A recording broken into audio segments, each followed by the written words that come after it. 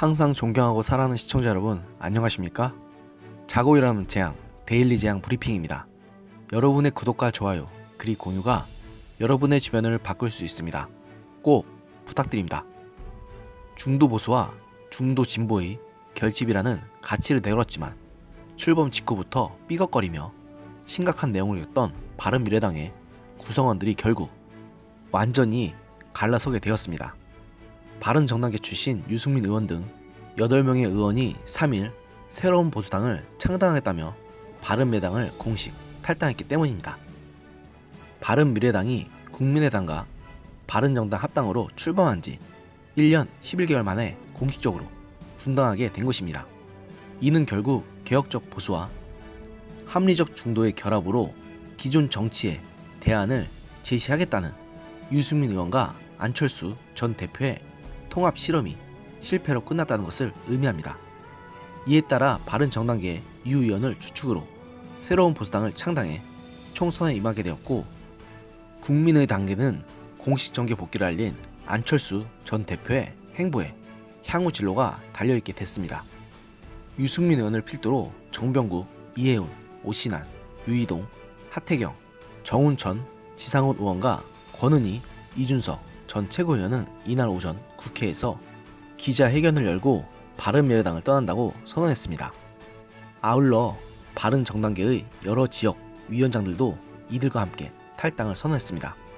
이들은 2년 전 개혁적 보수와 합리적 중도가 힘을 합쳐 나라의 미래를 위한 정치를 하겠다고 약속드리며 바른미래당을 창당했으나 바른미래당은 국민의 마음을 얻지 못했다.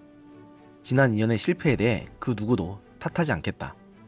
국민의 기대와 부응하지 못하고 실망을 드린 점 참으로 송구스럽게 생각한다고 사과했습니다.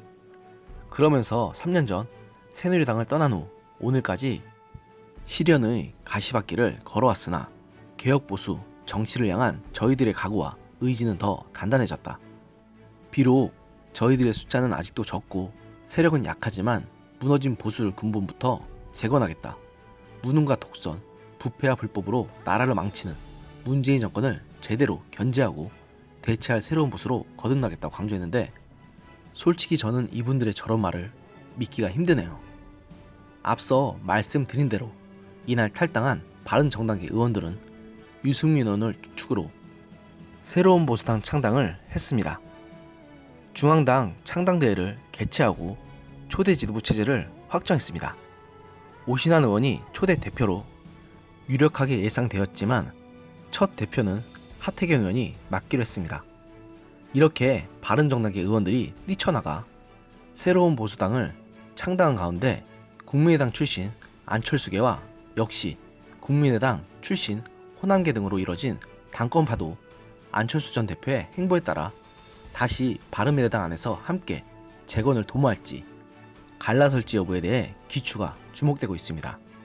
해외 체류 중이던 안 전 대표는 전날 공식적으로 정계 복귀를 선언했으나 구체적인 행보는 언급하지 않았기 때문에 안 전 대표 행보에 따라 큰 영향을 받을 것으로 보이며, 이 때문에 바른미래당에서 전행을 일삼고 있던 손학규 대표가 어떻게 처신하느냐에 따라 크게 상황이 달라질 것으로 보입니다. 이렇게 출범 초기부터 많은 이들이 잘 될지에 대해서 반신반의하던 바른미래당의 중도 통합 실험은 결국 처참한 실패로 끝났습니다. 뒤늦게 총선 앞두고 바른미래당을 구성하던 구성원들이 각자 도생에 나서고 있는 형국이지만 다가오는 총선에서 이들은 결국 공멸을 피하기가 어렵다고 봅니다. 지금 민심은 정권 심판에 뒤로 흐르고 있는 기색이 명백한데, 정치인들이란 사람들이 이를 읽지 못하고 전혀 엉뚱한 짓만 하고 있는 형국이니 참으로 답답할 따름입니다.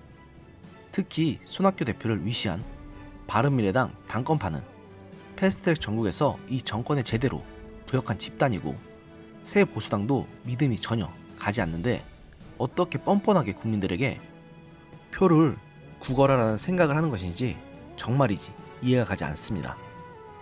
어떻게든 당신들의 그 만행을 포장하기 위해서 온갖 개변으로 포장하려 하겠지만 국민들은 절대 더 이상 속지 않을 것입니다.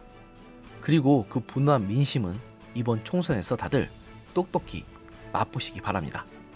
오늘의 영상은 여기까지였습니다. 들어주셔서 감사합니다.